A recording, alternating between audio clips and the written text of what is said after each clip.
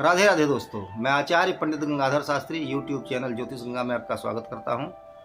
दोस्तों, पुरुषोत्तम मास महात्म्य के पंचम अध्याय की कथा आज हम श्रवण करेंगे। तो कथा को सुनते हैं, एकाग्र होकर अवश्य सुने, जिससे पूर्ण रूप से फल आप प्राप्त कर सकें और फल के भागी बने।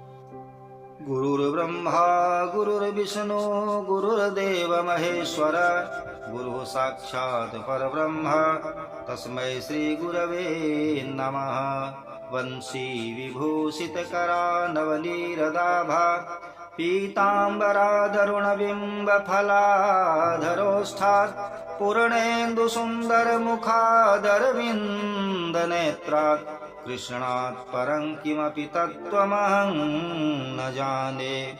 ध्येयं सदा परिभवग्नमभीष्टदोहं, तीर्थास्पदं शिवविरञ्चिनुतं शरण्यं, भृत्यार्तिहं प्रणतपालभवाब्धिपोतं, वन्दे महापुरुष ते चरणारविन्दम्। नारायणं नमस्कृत्यं नरं चैव नरोत्तमं, देवीं सरस्वतीं व्यास ततो जयमुदीरयेत्। बोली कृष्णचंद्र भगवान की जय, विष्णु भगवान की जय। अथ पंचमोऽध्याय। नारदवाच किमुवाच महाभाग, श्रुत्वा तद्वचनं हरि, चरणाग्रे निपतति मधिमासं तपोनिधे। श्रीनारायणवाच शृणु नारद वक्ष्यामि यदुक्तं हरिणा नघ, धन्योऽसि त्वं मुनिश्रेष्ठ यन्मां पृच्छसि सत्कथाम्। श्रीकृष्ण उवाच शृणु तत्रत्यवृत्तान्तं सम्प्रवक्ष्यामि तवाग्रतः, नेत्रकोणसमादिष्टस्तदानीं हरिणार्जुन। विजयामास पत्रेण तङ्मासं मूर्छितं खगः, उत्थितः पुनरेवाह नैतन्मे रोचते विभु। नारद जी ने पूछा कि हे महाभाग, हे तपस्वियों के शिरोमणि, इस प्रकार अधिमास की बातों को सुनकर भगवान हरि अपने चरणों के आगे पड़े हुए उससे क्या बोले।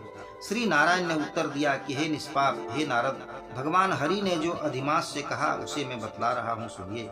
हे मुनिराज, आप धन्यवाद के पात्र हैं, क्योंकि आप ऐसे सद्वृत्तांत के संबंध में जिज्ञासा कर रहे हैं।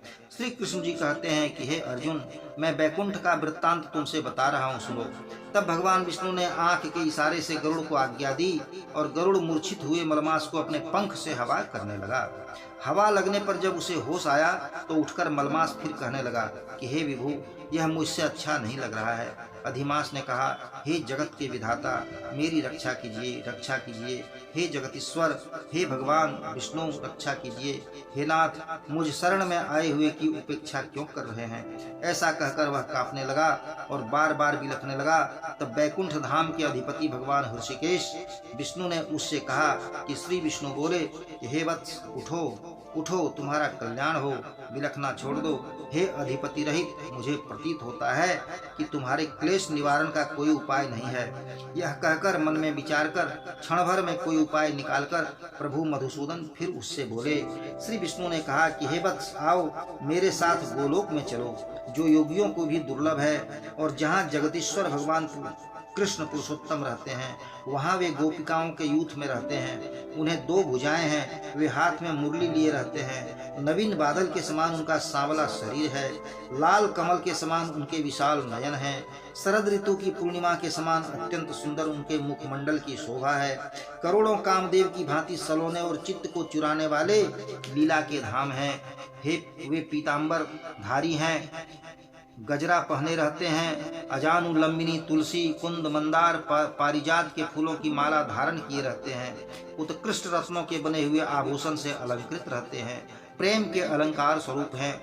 भक्तों के ऊपर बड़ी दया दृष्टि रहती है। उनके सर्वांग में कस्तूरी और केसर मिश्रित चंदन लगा हुआ है। उनके वक्षस्थल पर श्रीवत्स का चिन्ह शोभा पा रहा है। कौस्तुभ मणि धारण किए रहते हैं। श्रेष्ठ रत्नों के सार भाग से निर्मित किरीट को धारण करते हैं। कानों में कुंडल धारण किए रहते हैं, जिसमें से उज्जवल प्रकाश निकलता रहता है। रत्न निर्मित सिंहासन पर विराजमान रहते हैं। उनको चारों ओर से पार्षद लोग घेरे रहते हैं। वे ही एकमात्र पुराण पुरुषोत्तम परब्रह्म है। स्वेच्छामय समस्त ब्रह्मांडों के बीज, सबके आधार स्वरूप, पर से भी पर वे हैं। निष्काम निर्विकार परिपूर्णतम प्रभु, प्रकृति से परे, ईशान, निर्गुण और नित्य शरीर वाले वे ही हैं। ऐसे अखिल ब्रह्मांड नायक जिस गोलोक में रहते हैं वहीं हम दोनों चलें। तुम्हारे क्लेश को वे श्री कृष्ण जी ही दूर करेंगे। श्री नारायण बोले। यह कहकर अधिमास का हाथ पकड़कर भगवान विष्णु गोलोक को ले गए। हे मुनि, वे अज्ञान रूप निबिड़ांधकार को दूर करने वाले ज्ञान रूप पथ के दीपक हैं। पहले प्रलय के समय केवल ज्योति स्वरूप थे। करोड़ों सूर्य के समान प्रभा वाले नित्य असंख्य विश्व के कारण स्वेच्छामय विभू की भी वह बड़ी भारी स्पष्ट लाल रंग की ज्योति थी। उस ज्योति के भीतर ही मनोहर तीनों लोक विराजमान थे। वे, हे मुनिवर, उसके ऊपर सनातन ब्रह्म की तरह गोलोक की स्थिति है। गोलोक का विस्तार 3 करोड़ योजन का है और उसका आकार मंडलाकार है। महातेज पुंज के समान उसका स्वरूप है और उसकी भूमि उत्कृष्ट रत्नमय है। वह गोलोक बड़े बड़े योगियों द्वारा स्वप्न में भी अदृश्य है, किंतु वैष्णव भक्तों द्वारा गम्य और दृश्य है। योगेश्वर श्री कृष्ण ने योग द्वारा उसे धारण कर रखा है और वह सर्वश्रेष्ठ लोक अंतरिक्ष में स्थित है। वह गोलोक आधिदैहिक, मानसिक चिंता, शारीरिक रोग, बुढ़ापा, मृत्यु, शोक, भय आदि से रहित है। वह बहुमूल्य रत्नों से अलंकृत अगणित भवनों से सुशोभित है। उस गोलोक के नीचे 50 करोड़ योजन के विस्तार में फैला हुआ दाहिनी ओर बैकुंठ लोक और बाईं ओर उसी बैकुंठ के आकार प्रकार के समान रमणीक शिवलोक स्थित है। बैकुंठ लोक का फैलाव 1 करोड़ योजन में है और उसका आकार मंडलाकार है। वहाँ सुंदर पीताम्बरधारी वैष्णवगण रहते हैं। बैकुंठ निवासी शंख, चक्र, गदा और पद्म धारण किए हुए हैं। लक्ष्मी जी के सहित चतुर्भुज रूप में रहते हैं। बैकुंठ की वैष्णव नारियां लक्ष्मी जी के समान रूपवती हैं और जिस समय चलती हैं तो उनके पाजेब और करधनी में से सुंदर ध्वनि निकलती है। गोलोक की बाईं ओर जो शिवलोक है वह 1 करोड़ योजन में फैला हुआ है। वहाँ प्रलय नहीं होता और सृष्टि काल में पार्षद लोग रहते हैं। वहाँ भगवान शिव जी के भाग्यशाली गण लोग रहते हैं। वे सर्वांग में भस्म रमाए रहते हैं और नागों के यज्ञोपवीत धारण किए रहते हैं। उनके मस्तकों पर अर्धचंद्र की शोभा होती रहती है। वे हाथ में शूल और पट्टीस लिए रहते हैं। जटाजूट में गंगा जी को धारण किए रहते हैं। त्रिनेत्रधारी हैं और विजयशील पराक्रमी सूरवीर हैं। गोलोक के अंदर अत्यंत सुंदर एक महान ज्योति है जो परम आह्लाद को देने वाली और परम आनंद का सनातन कारण है।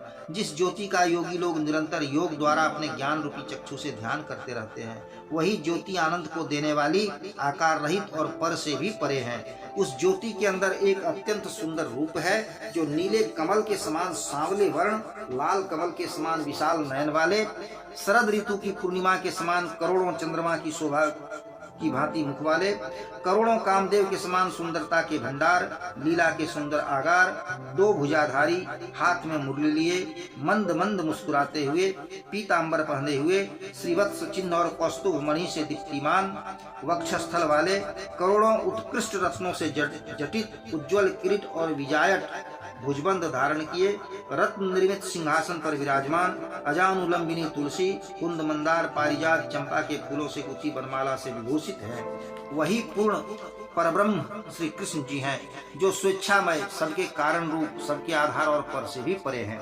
निरंतर किशोर अवस्था वाले गोपाल रूप को धारण किए, करोड़ों पूर्णिमा के चंद्रमा की शोभा वाले, भक्तों के ऊपर दया करने वाले, कामना रहित निर्विकार परिपूर्णतम प्रभु, रास मंडल के मध्य में विराजमान शांत रासेश्वर हरि, मंगल स्वरूप, मंगल के योग्य, संपूर्ण मंगलों के मंगल, परम आनंद के अधीश्वर, सत्य स्वरूप, अक्षर अव्यय, अखिल सिद्ध समुदाय के अधीश्वर, निखिल सिद्धियों के स्वरूप, सिद्धियों के दाता, प्रकृति से परे, ईश्वर, निर्गुण, नित्य, निग्रह रूप, आदि पुरुष, अव्यक्त, बहुतों द्वारा आवाहन किए जाने वाले, अनेकों द्वारा स्तुति किए जाने वाले, नित्य स्वतंत्र अद्वितीय परमात्मा के स्वरूप को जो शांति प्रिय वैष्णव हैं वे ध्यान करते हैं। शांत और शांति परायण वही एकमात्र भगवान साधु जनों की रक्षा के लिए इसी प्रकार दूसरा स्वरूप धारण किए हुए हैं। श्री नारायण ने कहा कि यह कहकर भगवान विष्णु अधिमास को साथ लेकर शीघ्र ही परब्रह्म युक्त गोलोक में पहुँचे। सूत जी बोले कि ऐसा वाक्य कहकर सत्कार स्वीकार कर जब मुनिराज नारायण चुप हो गए, तब आनंद के भंडार से पुरुषोत्तम मास के महोत्सव संबंधी नई नई कथाओं के सुनने की अभिलाषा से ब्रह्मा जी के पुत्र नारद जी ने कुतूहलवश यह प्रश्न पूछा।